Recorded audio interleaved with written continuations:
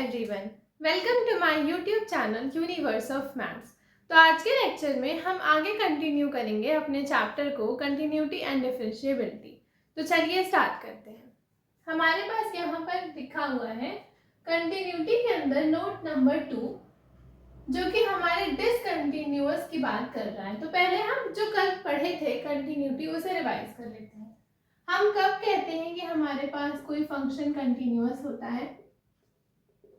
First condition, अगर हमें check करनी है कि ये कंटिन्यूअस फंक्शन है कि नहीं at x is equal to a, तो सबसे पहले हमारे पास फर्स्ट कंडीशन क्या आती है कि f एट दिस पॉइंट, इस पॉइंट पर हमारा फंक्शन क्या होना चाहिए? डिफाइंड होना चाहिए।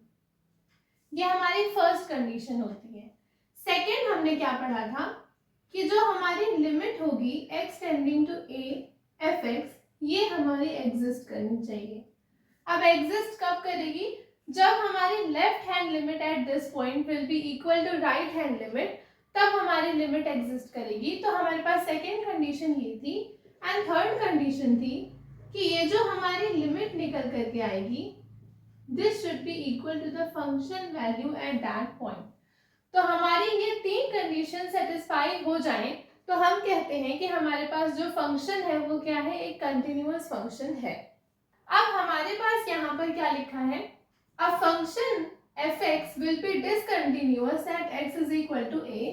हमारे पास जो fx फंक्शन है ये डिसकंटिन्यूअस कब होगा?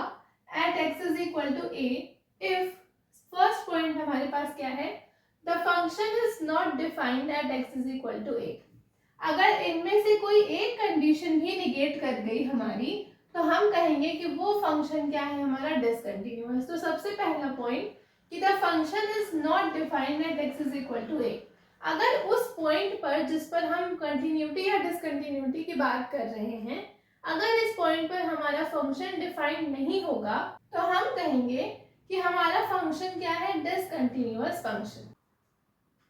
पॉइंट नंबर 2 हमारे पास क्या है? One or both of the left hand limit and right hand limit do not exist at x tending to a। हमने क्या कहा?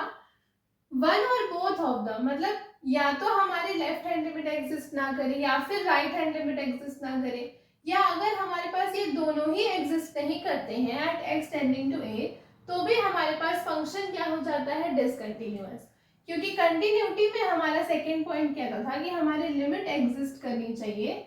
तो लिमिट अगर एग्जिस्ट करती है, इसका मतलब होता है limit x tending to a minus fx is equal to limit x tending to a plus fx। अगर हमारे पास left hand limit and right hand limit बराबर होती है, तो हम कहते हैं कि हमारे फंक्शन की लिमिट क्या होती है? एग्जिस्ट करती है। तो यहाँ पर अगर वन इन दोनों में से कोई एक भी ऐसा हमें मिल गया जो इस पॉइंट पर एग्जिस्ट नहीं करता, या फिर दोनों ही मिल गए, तब भी हम क्या कहेंगे कि हमारा फंक्शन जो है वो डिसकंटिन्यूअस फंक्शन है। ठीक। थर्ड पॉइंट हमारे पास क्या है? Both left hand limit and right hand limit exist but are unequal.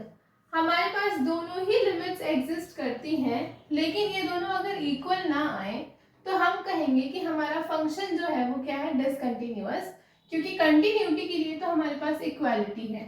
अगर यहाँ पर नॉट इक्वल आ जाए तो then the function is discontinuous function. तो ये हमारा पॉइंट नंबर 3 था। पॉइंट नंबर 4 है कि both left hand limit and right hand limit exist and are equal. हमारे पास ये कंडीशन सेकेंड वाली होल्ड कर ली, but not equal to the value of the function at x is equal to a। हमारे जो लिमिट की value निकल कर आई है, अगर ये हमारी value of function at that point के इक्वल नहीं है, तो भी हम क्या कहेंगे कि हमारा फंक्शन एक डिसकंटिन्यूअस फंक्शन है।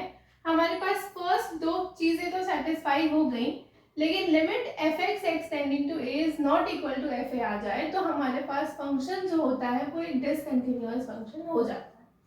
अब हम अपने नेक्स्ट कॉन्सेप्ट पर बढ़ते हैं, जो कि है रिमूवेबल डिसकंटिन्यूटी। तो हम उसे देखते हैं। यहाँ पर हमारे पास एक नेक्स्ट कॉन्सेप्ट है रिमूवेबल डिसकंटिन्यूटी। अब ये क्या है हमारे पास? ये हमारे पास है ये बताने के लिए कि अगर हमारे पास कोई डिसकंटिन्यूअस फंक्शन है, तो क्या वो डिसकंटिन्यूअस फंक्शन हमारे पास कंटिन्यूअस फंक्शन हो सकता है या नहीं हो सकता। तो रिमूवेबल डिसकंटिन्यूटी के लिए एक चीज बहुत इंपॉर्टेंट है, हम किसी डिसकंटिन्यूअस फंक्शन को कंटिन्यूअस तभी बना सकते हैं सिर्फ और सिर्फ कब, जब उसकी लिमिट हमारी एग्जिस्ट करे। इसका मतलब कि left hand limit is equal to right hand limit, तभी हम किसी डिसकंटिन्यूअस फंक्शन को कंटिन्यूअस बना पाएंगे। अब हमारे पास नोट नंबर 3 क्या है, in the definition of limits, limits की जो डेफिनेशन होती है हमारे पास, उसमें अगर हम x की जगह क्या पुट कर दें a plus h, then a function is continuous at x is equal to a, तो हमारे पास function at x is equal to a is continuous if and only if हमारे जो लिमिट की वैल्यू है f of a plus h, h tending to 0 is equal to f a. ये हमारा note number 3। Note number 4 है हमारे पास कि if by properly choosing the value of fx at the point of discontinuity, हमारे पास fx की जो point of discontinuity आ रही है, अगर उस point पे हम properly choose कर लें अपने fx की value को, the discontinuity can be removed, तब हम अपने discontinuity को remove कर सकते हैं so as to have a continuity, ताकि हमारा जो फंक्शन है वो एक कंटिन्यूअस फंक्शन बन जाए। Then it is called removable discontinuity. हम इसको एग्जांपल के थ्रू समझते हैं। Let's consider an example. हमारे पास fx है x square minus 1 upon x minus 1। ठीक, हमारे पास फंक्शन क्या गिवन है, दिस। अब ये फंक्शन हमें पता है कि न्यूमरेटर अपॉन डिनोमिनेटर अगर हमारे पास होता है तो this should not be equal to 0। तो यहाँ से हमारे पास x minus 1 is not equal to 0, तो x is not equal to 1। ये फंक्शन हमारा 1 पर डिफाइंड नहीं होगा, इसीलिए हमें इसमें से क्या हटाना पड़ा, x is not equal to 1 करना पड़ा, तब हमारा fx क्या बनेगा, डिफाइंड बनेगा। अब अगर हम इस फंक्शन को फर्दर सॉल्व करें तो हमारे पास क्या आएगा, एक्स स्क्वायर माइनस 1 को हम लिख सकते हैं x minus 1 into x plus 1 upon x minus 1।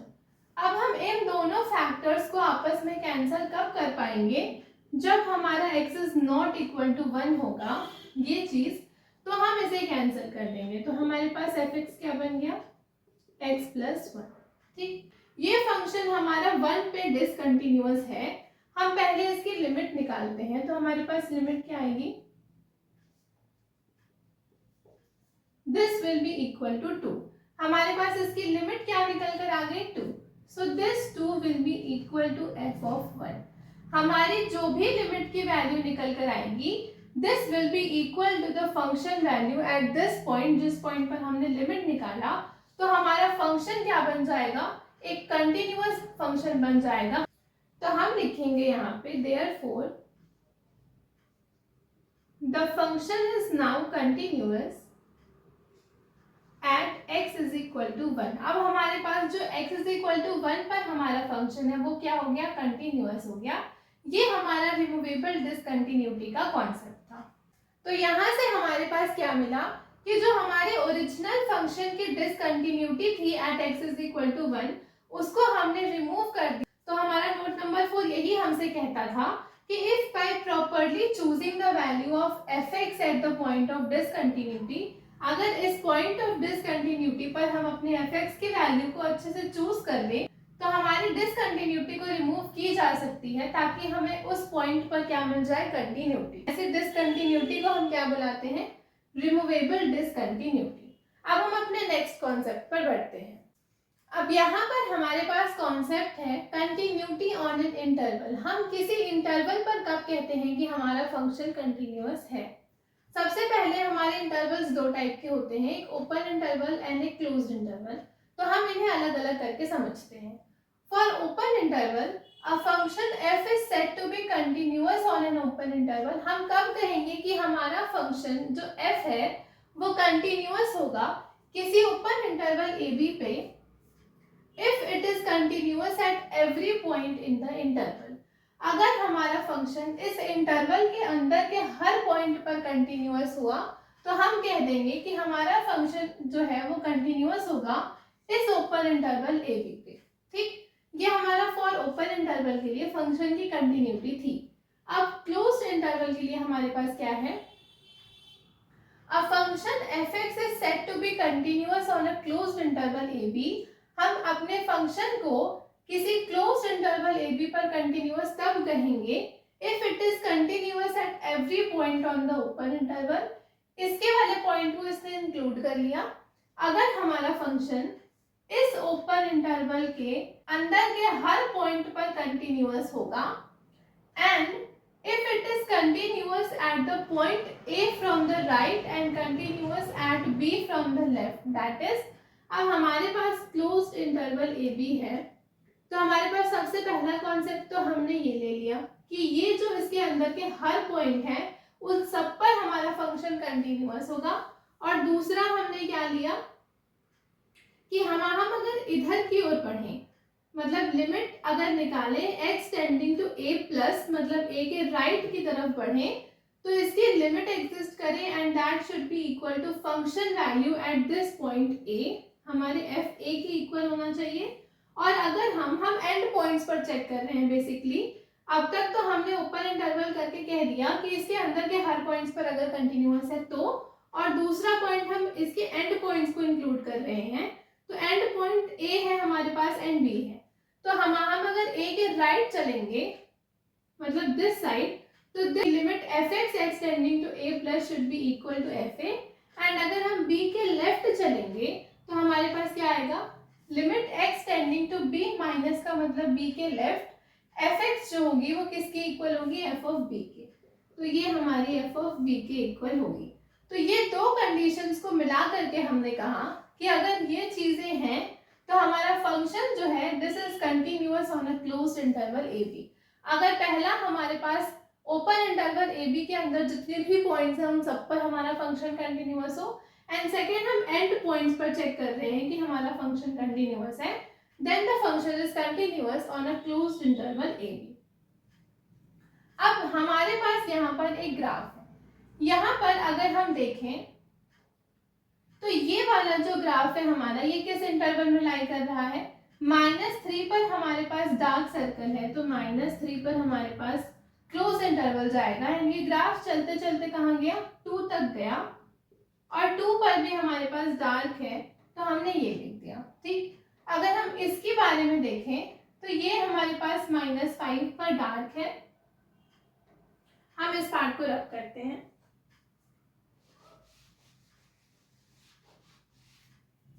यहाँ पर हमारे पास क्या होगा, -5 पे हमारे पास डार्क्स है, तो हमारे पास क्या लगेगा, क्लोज इंटरवल, एंड -3 पर हमारे पास ये हॉलो है, तो हमारे पास क्या लगा, ओपन इंटरवल।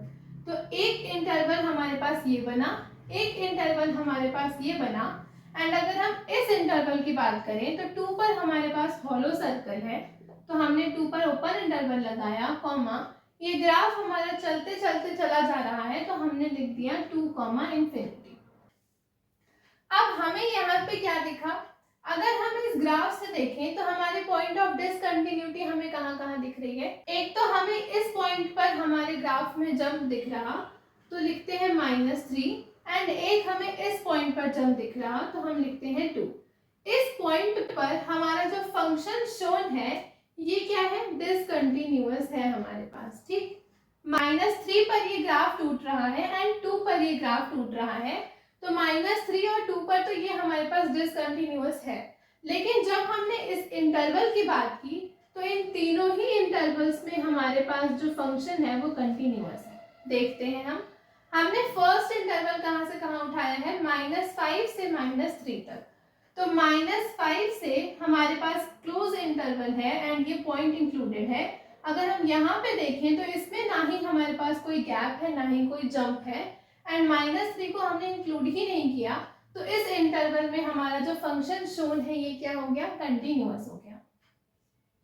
सेकेंड इंटरवल हमने कहाँ से कहाँ तक उठाया है, -3 से 2 तक उठाया है, इसमें भी हमें ना ही कोई गैप दिख रहा ना ही कोई जंप दिख रहा, और ये दोनों ही एंड पॉइंट्स इंक्लूडेड हैं, तो ये हमारा क्लोज इंटरवल -3, 2, ये भी हमारा इस इंटरवल के अंदर हमारा फंक्शन क्या है, कंटिन्यूअस। एंड जो थर्ड इंटरवल है हमारे पास 2 पर हमारे पास ओपन है एंड 2 to ∞ के बीच में हमारे पास ये क्या है, कंटिन्यूअस फंक्शन है। क्योंकि हमने इस पॉइंट को इंक्लूड ही नहीं किया जिस पॉइंट पर हमारे पास डिसकंटिन्यूटी थी। तो किसी गिवन इंटरवल में हमारे फंक्शंस कंटिन्यूअस हैं। इस ग्राफ के थ्रू हमारे पास इन 3 गिवन इंटरवल्स के अंदर हमारे फंक्शन कंटिन्यूअस है एंड ये हमारे पास कंटिन्यूटी ऑन एन इंटरवल की एक प्रॉपर डेफिनेशन हमें मिल गई। अब हम आगे बढ़ते हैं। यहाँ हमारे पास नेक्स्ट कॉन्सेप्ट है अलजेब्रा ऑफ कंटिन्यूअस फंक्शंस। हमारे पास फर्स्ट पॉइंट क्या है? फर्स्ट पॉइंट है हमारे पास if f and g are real valued continuous functions defined on a neighborhood of point c। अगर हमारे पास f और g दो रियल वैल्यूड फंक्शंस हैं जो कहाँ पर डिफाइंड है, अगर ये हमारे पास पॉइंट c है तो ये इसका नेबरहुड होता है। तो हमारे पास पॉइंट c ये नेबरहुड में अगर कोई दो फंक्शंस हैं f एंड g जो कि रियल वैल्यूड कंटिन्यूअस फंक्शंस हैं defined on a neighbourhood of point c, तो हमारे पास ये चारों कंडीशंस होल्ड करेंगे। पहला कि सिंस ये दोनों हमारे पास कंटिन्यूअस फंक्शन है तो इनका जो सम होगा this is sum, this will be also continuous at x is equal to c। ये c पॉइंट पर क्या होगा? कंटिन्यूअस। इनका जो डिफरेंस होगा, दो कंटिन्यूअस फंक्शंस का सम हमारे पास कंटिन्यूअस फंक्शन होता है। दो कंटिन्यूअस फंक्शंस का डिफरेंस भी अगर हम लें तो हमारे पास क्या होता है? Continuous at x is equal to c। तीसरा कि अगर हम दो कंटिन्यूअस फंक्शंस का प्रोडक्ट लें तो ये भी हमारे पास कंटिन्यूअस निकल करके आता है। और चौथा, अगर हम f अपॉन g कर रहे हैं प्रोवाइडेड कि हमारा g ऑफ c मतलब function g at the point c is not equal to 0, तो हमारे पास f बाई g भी क्या होता है? कंटिन्यूअस होता है। तो ये हमारे पास चारों ही कंडीशंस होल्ड करती हैं अगर दो फंक्शंस हमारे पास क्या है? कंटिन्यूअस। हम इसे एग्जांपल के थ्रू समझते हैं। अज्यूम दैट हमारे पास दो फंक्शंस हैं, एक है fx is equal to sin x and gx हमारे पास एक कोई दूसरा फंक्शन है which is x to the power 5 minus x to the power 4 plus 7x plus 8 are continuous at x is equal to 0। हमने क्या अज्यूम किया कि हमारे पास कोई दो फंक्शंस हैं fx such as this and gx such as this, ये दोनों ही फंक्शंस हमारे पास क्या है? Are continuous at x is equal to g। तो हमारे पास क्या होल्ड करेगा? फर्स्ट है कि f plus g of x हमारे पास क्या आएगा? fx plus gx which will be equal to, हमारे पास fx क्या है? sin x प्लस हमारे पास gx क्या है? x to the power 5 minus x to the power 4 plus 7x plus 8। This is also continuous.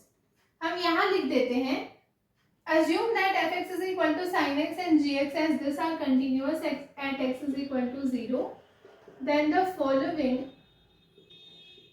functions are also continuous at x is equal to 0। ठीक, तो हमने फर्स्ट प्रॉपर्टी में क्या उठाया? f plus g of x, ये क्या होगा हमारे पास?